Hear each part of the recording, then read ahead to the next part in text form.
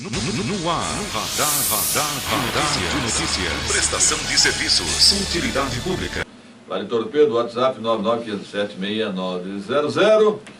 E depois de todo aquele furacão envolvendo o ambulatório da criança, está conosco aqui no estúdio o presidente do Conselho Municipal de Saúde, o Rogério Oliveira. Bom dia. Bom dia, Pedro. Bom dia, Virgílio. Bom dia aos ouvintes. E vamos lá, né? Vamos lá. Como é que o Conselho observou essa crise, Rogério?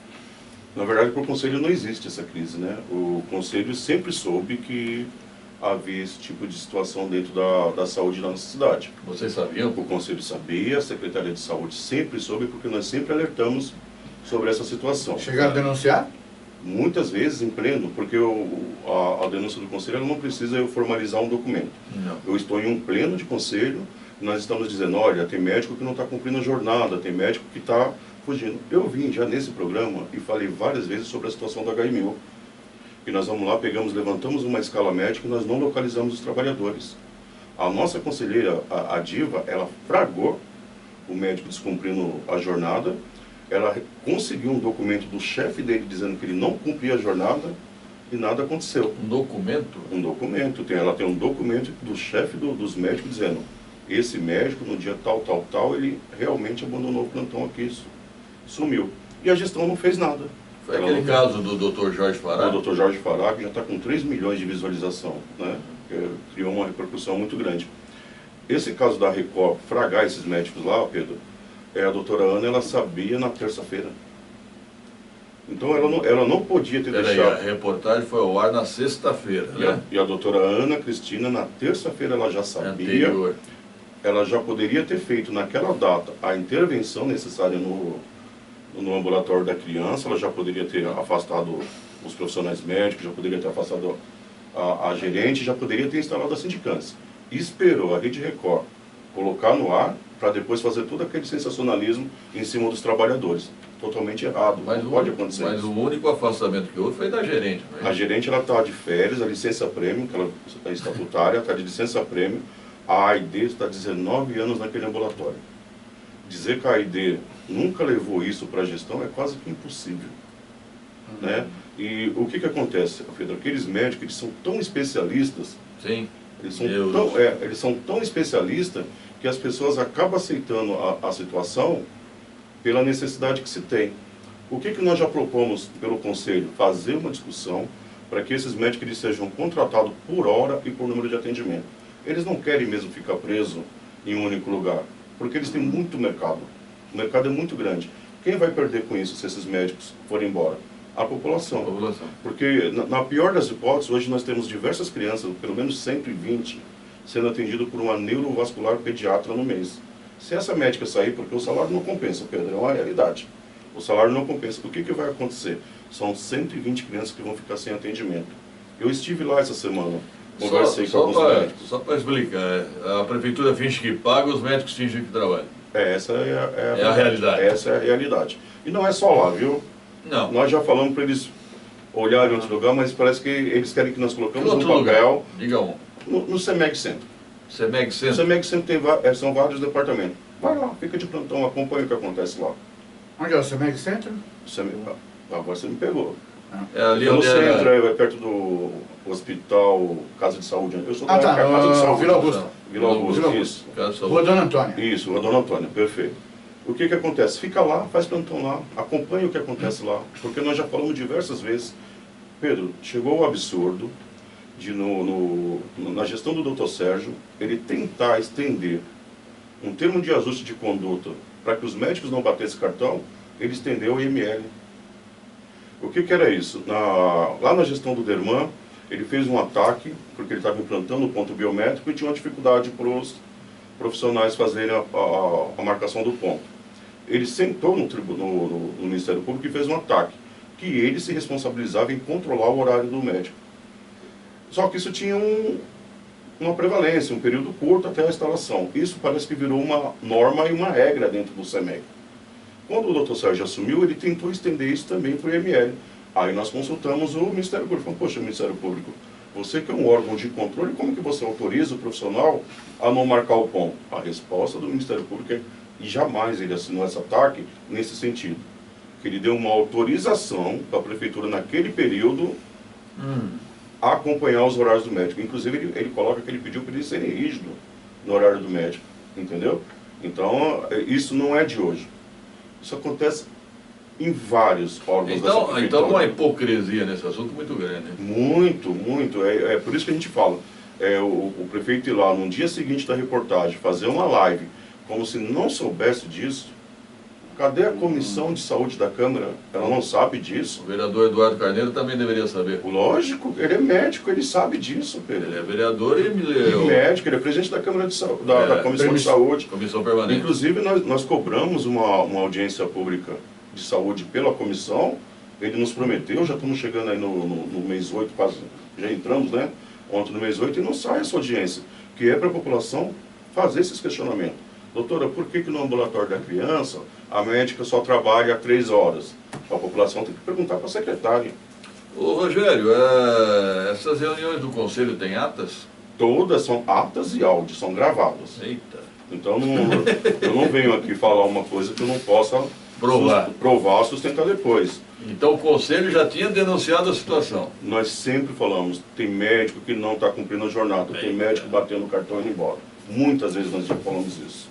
Então, inclusive tem um conselheiro lá, o conselheiro Silvio, ele fez por escrito o que gerou aquela investigação no Dona Luísa. Entendeu? Então, que a controladoria esteve lá. A controladoria não sabia. Esse órgão posso falar que não sabia. Esse está entrando agora, está começando a entender como que funciona a gestão de saúde. Uma sugestão, vocês encaminham as denúncias da controladoria diretamente. Nós encaminhamos à controladoria e nós encaminhamos também ao Ministério Público. O Pedro comentou que a controladoria acordou agora, né? Mas você entenderia, Rogério, que é porque saiu na imprensa, que foi denunciado, por isso que... Não. A controladoria ela tem se posicionado um pouco à frente. Eu acho que, na verdade, eles estavam estruturando. Porque é o órgão novo na cidade de Guarulhos, né? A controladoria. Novo, 2017. Não, mas é novo, Pedro. Para você entender toda essa estrutura, toda a máquina. Por isso que eu falo assim, a pessoa fala, você é prefeito. Achando que é só sentar na cadeira e dar ordem. É verdade. Não é uma máquina muito grande, cheia de engrenagem. Você tem que conhecer passo a passo. Você tem que colocar pessoas à frente de cada pasta que realmente entenda daquilo. Hoje nós temos uma secretária de saúde, essa semana ela está cumprindo a jornada perfeita. Por incrível que pareça. Eu não posso esquecer, essa semana está... Isso é um elogio ou uma crítica? Semana? Esta semana. Acho que tomara que a partir desse momento aí a coisa continue dessa forma. Então, a questão desses médicos, a questão da máquina, e da controladoria, nós temos feito alguns encaminhamentos, que a gente faz um ofício dizendo da situação, e eles têm nos respondido sim. E principalmente depois que trocou o diretor lá, né? Era como que era o nome do rapaz lá? Não está mais lá, trocou, agora é uma mulher que manda lá.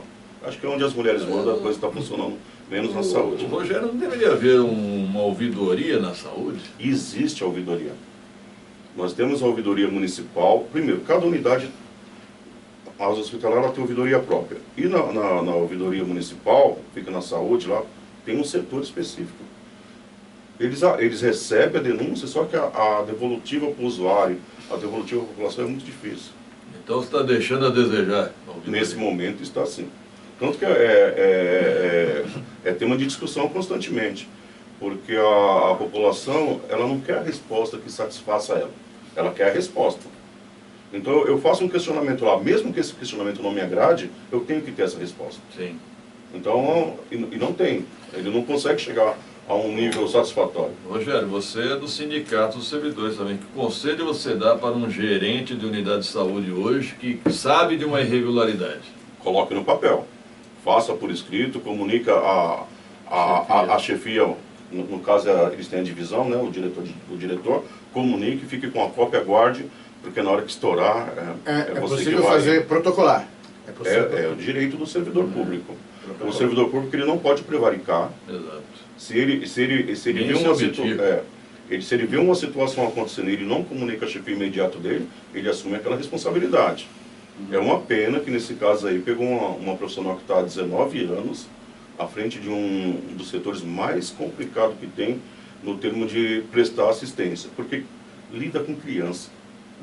Então, se você tem uma fonoaudióloga, que ela é mega capacitada, e ela fala para você assim, olha, esse salário aí não dá, esse salário eu só posso ficar aqui 2 horas. Mas tá vendo aquela criança com a língua que não consegue falar de jeito nenhum, eu vou resolver para você. Cara, eles têm elogio da população o tempo todo no ambulatório da criança. É um dos departamentos que mesmo que com esse, não sei nem a palavra para dar para isso aí, Pedro, mas ele funciona para a população, na medida do que a cidade pode oferecer. Então é complicado você perder o médico, é complicado você colocar a responsabilidade somente na gerente, e é complicado o prefeito e a secretária falar que não sabia da situação. Peraí, você está afirmando que essa situação acontece no CEMEG Centro, ali na rua Dona Antônia. Dizendo que nós já denunciamos várias vezes essa situação no CEMEG Centro. Eles precisam apurar. Então, está merecendo uma blitz do CEMEG Centro, hein? Com certeza. Agora vai estar avisado, né, Pedro? Agora avisei. Avisou já. É isso que é a parte que é complicada, que você bem fala, aí durante um tempo a coisa se estabiliza, e aí depois começa de novo. Agora, no HMU, eu estou dizendo o que acontece. Também. Mas o HMU está terceirizado. Pedro, o fato de estar terceirizado não quer dizer que a gestão não tenha controle sobre isso. Perfeito. O dinheiro continua sendo público. E é obrigação da prefeitura fazer o acompanhamento. Eu já fui lá várias vezes, já falei isso em todos os plenos. A escala não bate com o número de profissional. Você não acha o médico. O médico ele ganha para passar visita. O médico clínico que faz a retaguarda, por exemplo, passa a visita todo dia nos pacientes internados. Se ele trabalha das 7 às 13, ele tem que estar lá das 7 às 13, para quando a família procurar ele no horário, ele prestar algum esclarecimento. Falar com a família, dizer o que está acontecendo. O que acontece? Ele trabalha das 7 às 13, se ele chegar às 7, quando for 10h30, 11 horas, você não acha mais ele. Então, o CEMEG Centro, o HMU, merecem visitas, né? Periódicas. Uma inspeção. Fala, Virgílio. É uma pergunta aqui de telespectador, né? Porque a gerente da unidade foi a única responsável, pelo menos foi a única que perdeu o cargo. Não perdeu o cargo, foi afastado. Não foi ouvida até agora pela imprensa. Acho que a imprensa vai se surpreender com o que ela tem a falar. Tiraram de cena, né? Não, ela já tinha licença programada. Ela já ia mesmo sair de licença prêmio. Que sorte. Ela está de férias, Mas eu acho que quando ela falar, eu acho que realmente vai ter peso. Não, cá entre nós, gente. O problema é a falta do documento escrito. Gente, isso não foi decisão da gerente. Não foi ela que decidiu, ó, você pode trabalhar 2 horas, você pode trabalhar 3 horas. Pá, não. E o próprio Rogério falou aqui que o Conselho já tinha alertado a secretária pessoalmente. A Secretaria através do Conselho Municipal de Saúde, em plenos. Okay. Obrigado, Rogério. Mais alguma coisa? É o Lima aqui comentando. Bom dia. A transferência do TEAR para o Parque Continental chega a ser desumano. Pede para o Rogério comentar a respeito. O que é o TEAR, Rogério? O TEAR é... Sabe o CAPS? O TEAR ele leva as pessoas com alguns déficits para poder fazer atividade, faz caneta, camiseta. Então eles têm uma atividade para tirar eles da morosidade, para tirar eles de uma depressão, por exemplo. Entendi. O que acontece? Ele ficava instalado ali na Avenida Guarulhos. É um projeto psicossocial. Psicossocial, e muito, tem até prêmio. O que acontece? Eles deixaram de pagar o aluguel do prédio. Então eles foram despejados. Sério, foi despejado. O que acontece? Levaram eles para uma unidade lá no Continental, um depósito, onde tinha um depósito de construção, onde tinha um antigo PEV. E lá está ruim para a população. A população que fazia o acompanhamento, que estava em tratamento, ela não consegue ir para lá.